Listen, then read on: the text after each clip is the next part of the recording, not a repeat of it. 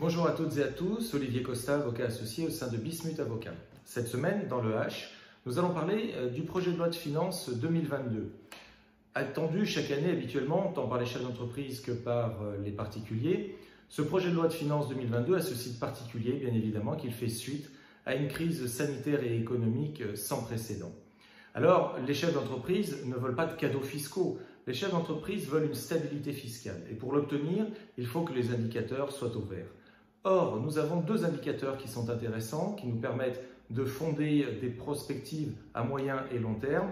Nous avons tout d'abord l'INSEE qui prévoit une croissance annuelle à hauteur de 6,25%, qui est supérieure à la base qui a été retenue pour l'élaboration du projet de loi de finances. Et puis nous avons également un chômage qui baisse, qui retrouve un niveau égal à celui de 2008. Et ce sont deux indicateurs qui permettent de soutenir raisonnablement une volonté de développement et qui vont permettre aux chefs d'entreprise de se projeter dans un avenir à moyen, long terme pour pouvoir faire leurs investissements. Alors cette année, le projet de loi de finances n'apporte pas de bouleversement majeur.